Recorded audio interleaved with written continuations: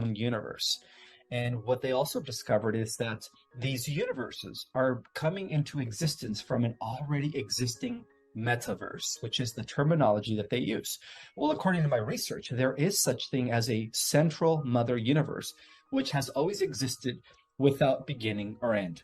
And according to the research, through quantum physics, it is discovered that not only are we part of a many universe system, but that the process or the event known as the Big Bang, which was the initial explosion that occurred that began the existence of our universe, is an event that is actually taking place for all time and all eternity.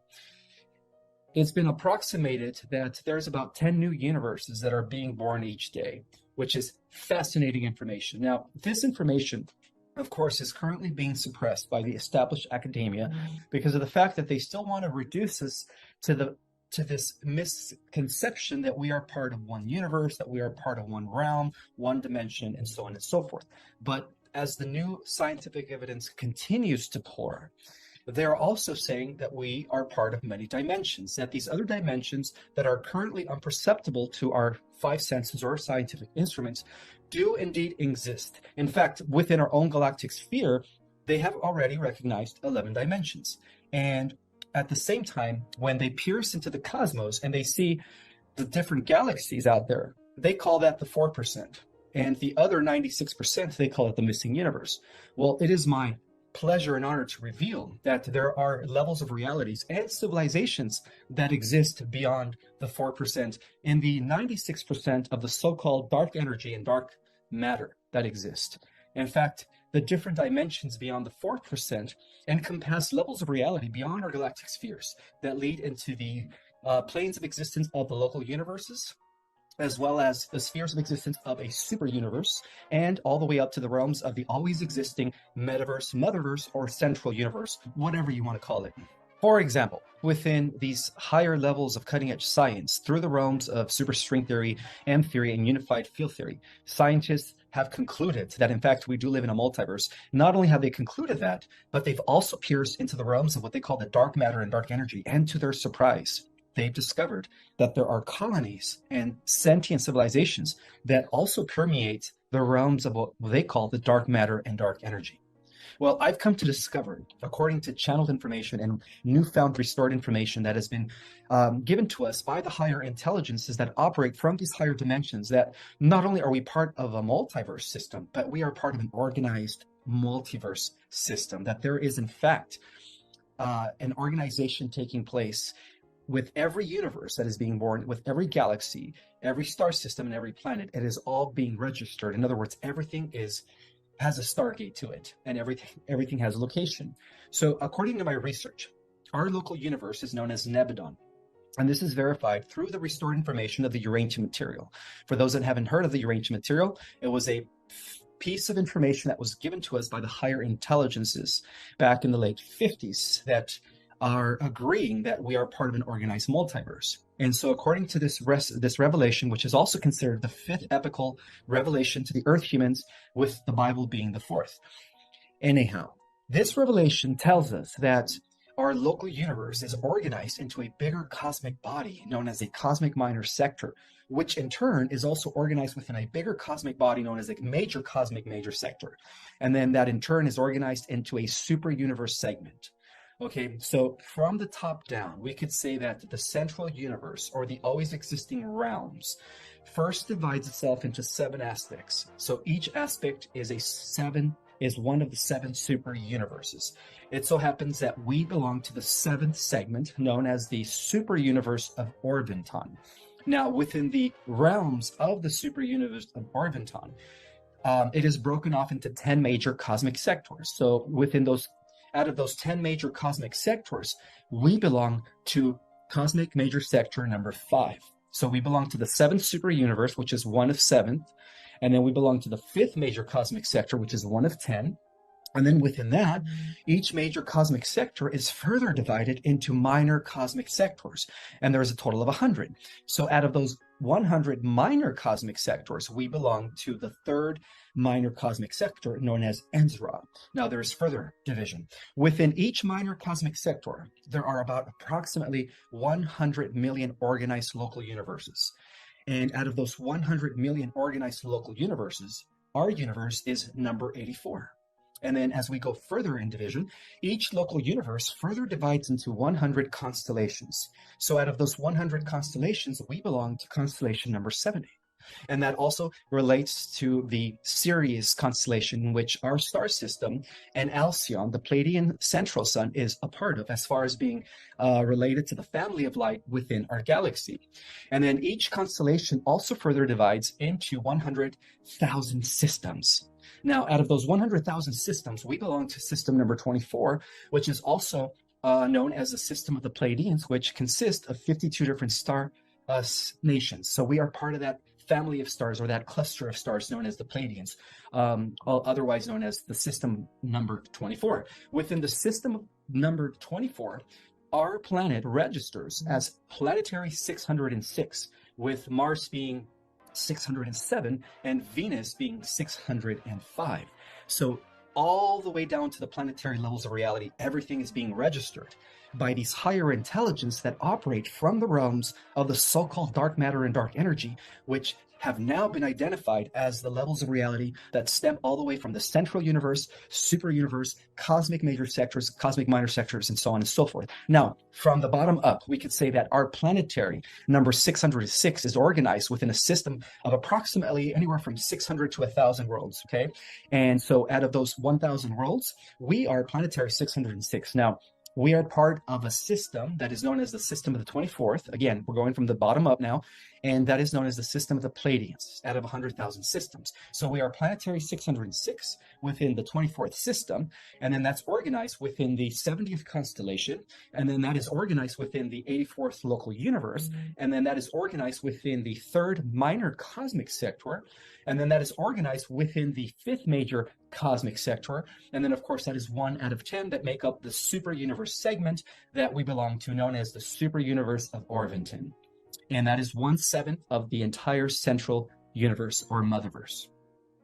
So basically, our Stargate number is, from the top down, 7, 5, 3, 84, 70, 24, and 606. So in the event that these cosmic intelligences that operate from these other levels of reality, which is what science calls dark matter, dark energy, are able to access any world, any universe, any sphere, any level in realm or dimension through the Stargate numbers. So all they have to do is plug in the Stargate numbers, and a direct portal opens up, and that's how they're able to access any world, any planet, any universe within seconds.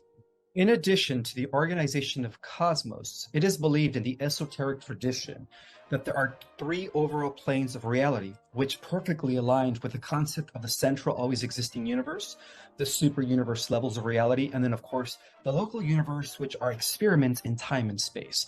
So the 3 planes of reality are as follows. We have the spiritual realms, which have always existed without beginning or end, and that is equivalent to what quantum physicists called base reality. Everything else is a simulation beyond the realms of eternity. We also have the level of the super universes, which correspond to the in-between point that divides the realms of infinity, or the realms of eternity, and the realms of the time-space creations, which are known as the finite realms. And those are the realms of the material sphere. So we have the spiritual level of reality, the spiritual spheres. We also have the etheric, which is equivalent to the mental spheres, or the mental plane of reality.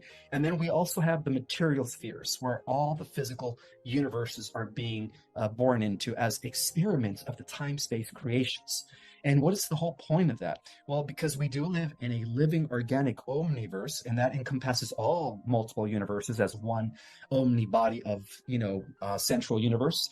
We are actually the training ground, as well as the senses in which this overall spirit that inhabits the body of the omniverse continues to expand. It continues to expand because of what's going on at the level of material reality, where all these universes are actually accumulating knowledge and information for the overall expansion of the always existing realms of the mother universe. Now, there is more. It is also believed that the entire omniverse is divided into 5 harmonic universes, each one consisting of about 3 dimensions. So this is where the concept of the 15-dimensional time matrix comes into play.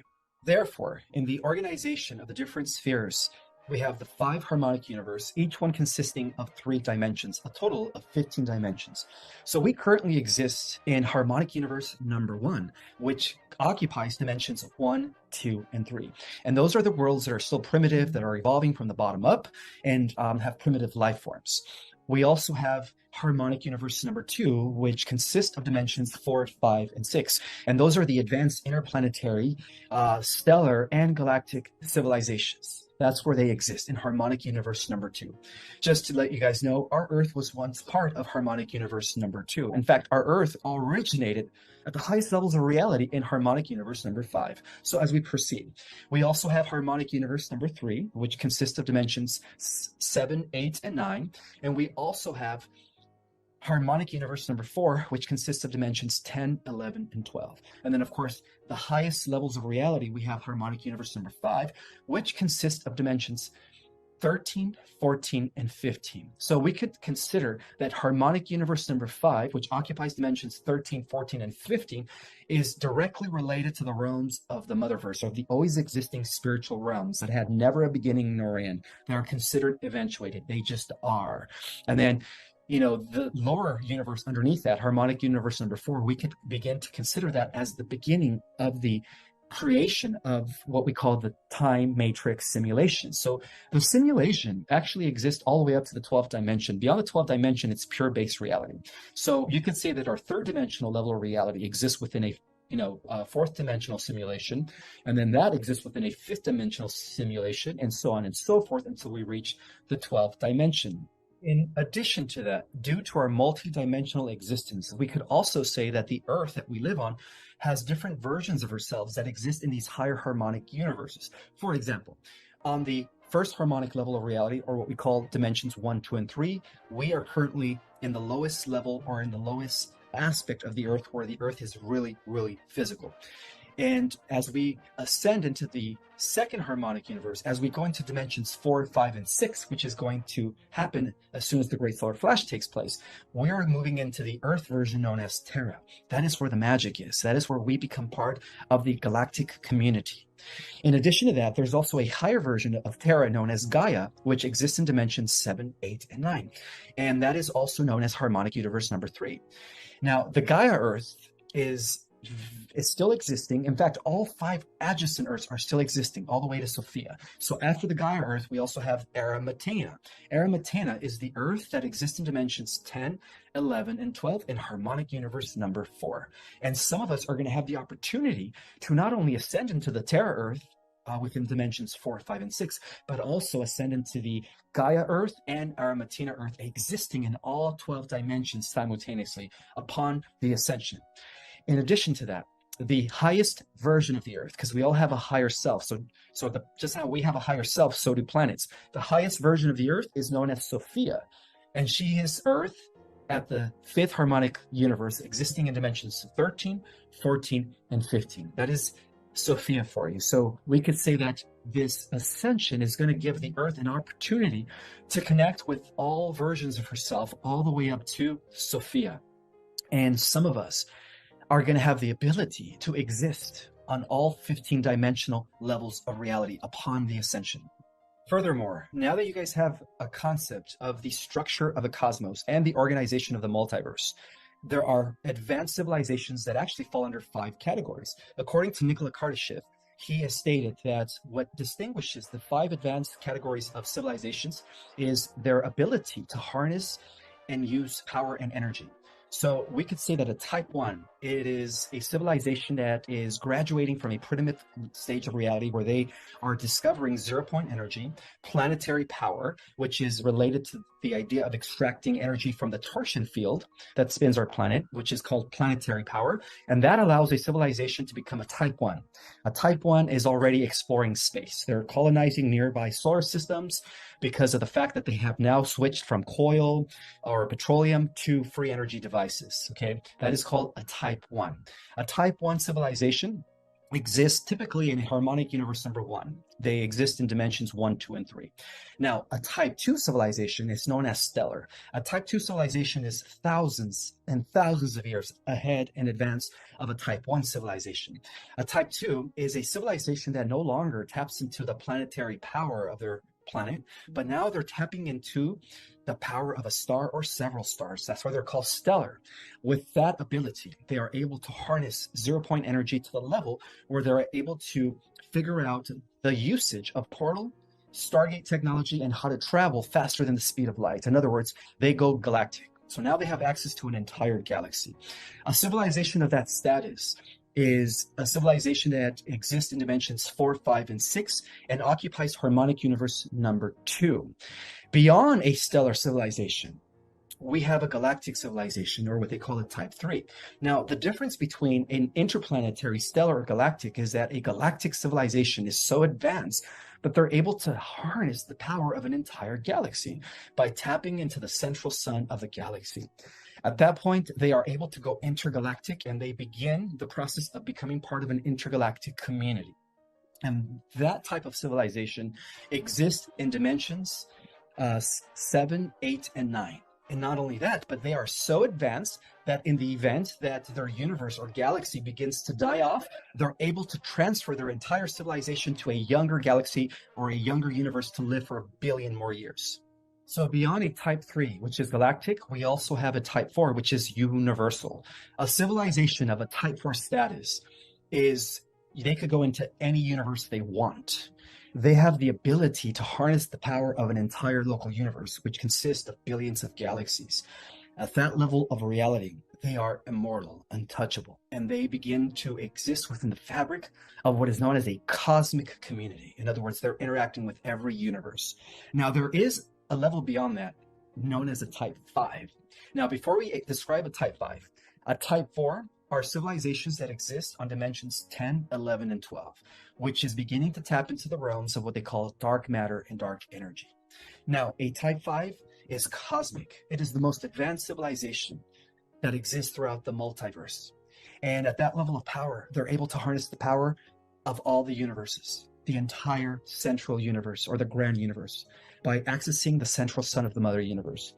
Those civilizations are considered the most advanced, and in fact, they are the ones that are overseeing the development of those that exist in lower levels of reality. So we could equate them to, the guardians of guardians, the eternal of days, the always existing races, because they reach a level of reality where they are beyond physical form. In fact, there are actually 5 categories of genetic structure that ties in directly to the 5 types of advanced civilizations and to the 5 harmonic universes. So we could say that a carbon-based structured DNA genome is what is used in a type 1, consisting of dimensions 1, 2, and 3. So that is the lowest, DNA structure. We bleed, we age, it is destructible. Beyond that, we have crystalline DNA. Crystalline DNA is used on a level of a type 2, which consists of dimensions 4, 5, and 6. And that explains why our star family, the Pleiadians, the Lyrans, the Sirians, who are part of those levels of reality, appear to us as immortals when they do come to the Earth. Okay. Beyond a crystalline base matter structure, genetic structure, we also have what is known as hydroplasmic. Hydroplasmic is a structure that is being used in a harmonic 3 level of reality, consisting of dimensions 8, 9, and 10. And then, of course, we also have the most advanced genetic structure known as antimatter. And the civilizations that use that structure exist both in harmonic universe number 4 and in harmonic universe number 5. It is a type of genetic structure that cannot be encased in any physical form. At that point, they're a pure light body, and they could be everywhere at once, or zoom in their consciousness and explore any level of reality, a universe, a galaxy, a star, a planet, an individual. They could be everywhere at once. That is an example of how, what we have ahead of us as we ascend into higher levels of reality. So now that we have an understanding of the structure of the cosmos, the organization of the multiverse, the 5 advanced types of civilizations that exist, and the different genetics that is associated with those levels of reality, let me explain that we are actually multidimensional beings. there are aspects of ourselves that exist in the five harmonic universes. The most advanced souls actually come from the five harmonic universe, which occupies dimensions 13, 14, and 15. That is a very small number of us that are down here from those levels of reality. Furthermore, there's also a bigger group of us that come from harmonic universe number 4 that hailed all the way from dimensions 10, 11, and 12. And then, of course, there's a larger number of us that come from harmonic universe number 2 and 3, which consists of dimensions 4, 5, 6, 7, 8, and 9. And so we are still existing in those dimensions. In fact, we operate different avatars all simultaneously at the same time on every level of reality. So what I wanted to share is that as we undergo the process of ascension, we are going to have a multi-dimensional integration.